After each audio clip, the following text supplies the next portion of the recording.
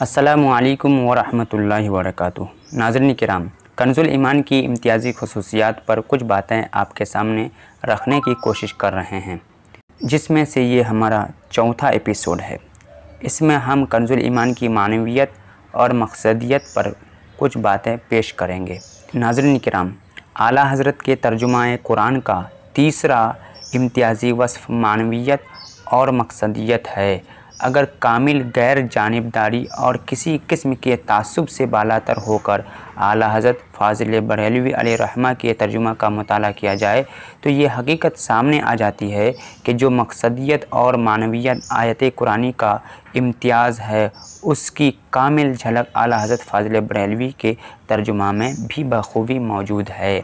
नाज़रीन किराम, तर्जुमे में मानवियत का पहलू इस तरीके से है। मानवियत कुरानी का आला हज़रत फ़ाज़िल बरेलवी ने किस कदर हुस्न खूबी के साथ तर्जुमे के क़ालिब में ढाला है, इसकी झलक देखने के लिए सूरह बकरा की इफ्तिताही आयत पर गौर फरमाएँ।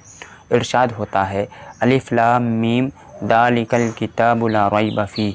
आला हज़रत ने इस आयत का तर्जुमा किया है, वह बुलंद रुतबा किताब, कोई शक की जगह नहीं।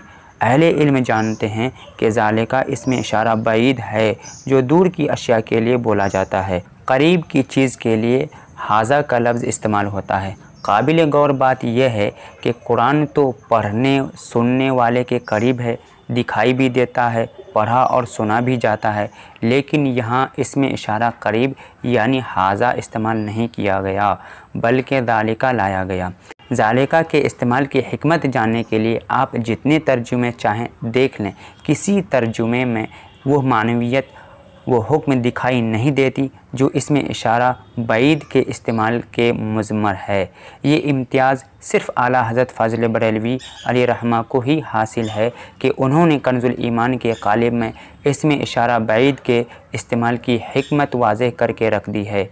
ज़ालिकल किताब, वो बुलंद रुतबा किताब, कोई शक की जगह नहीं। जहन में ख़याल पैदा हो सकता है कि बुलंद रुतबा किताब के अल्फाज कहाँ से आ गए। हक़ ये है कि उन्हीं में ज़ालिका के इस्तेमाल की हिकमत पिन्हा है। नाज़रीन किराम, बसा औक़ात एक अपने हिस्सी वजूद के एतबार से तो इंसान के करीब होती है, लेकिन अपनी अज़मत व सतूत और शौक़त व रिफ़ात के एतबार से इतनी अरफ़ा और बुलंद होती है कि उसकी हकीकत तक रसाई इंसानी फ़हम व इदराक से बालातर होती है। कुरान हिस्सी एतबार से तो हमारे करीब है, लेकिन मकाम व मर्तबा के एतबार से इतना अरफ़ा है कि सारी इंसानियत मिलकर भी उसकी मिसल बनाने से कासिर है। नाज़रीन किराम, कुरान वजूद के एतबार से बेशक हमारे करीब है, लेकिन अज़मत के एतबार से इतना बुलंद है कि ज़हन इंसानी की परवाज़ से मावरा है।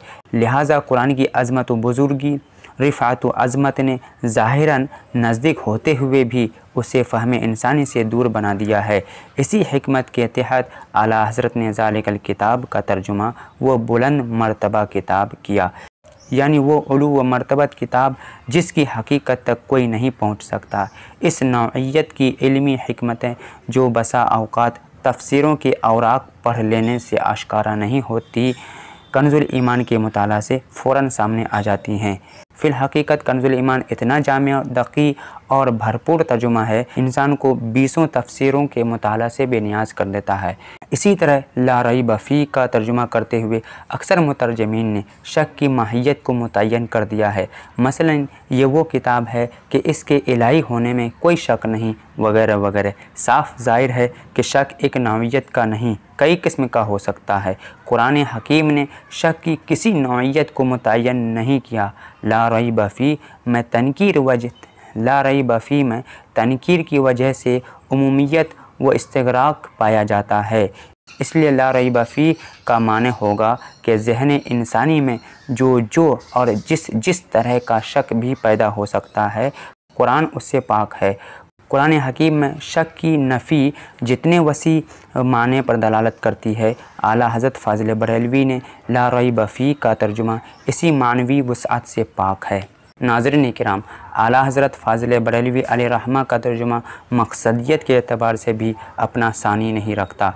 तर्जुमे कुरान में मक़सदियत के पहलू से मुराद यह है कि कुरान किसी मकाम पर जो खालिस मज़मून या हकीकत बयान करना चाहता है या किसी वाक़े के बयान से जो खालिस तासुर कायम करना चाहता है, तर्जुमा करते हुए लफ्ज़ों का इंतखाब उतनी एहतियात से किया जाए और उनकी तरतीब व तरकीब में इस दर्जे जज़्म मलहूज़ रखा जाए जो तसव्वुर कुरान ज़हन नशीन कराना चाहता है, वो तसव्वुर बिला कम व कास्त तर्जुमा के कालिब में ढलकर कारी के जहन में उतर जाए। अस्सलामु अलैकुम व रहमतुल्लाहि व बरकातुहू।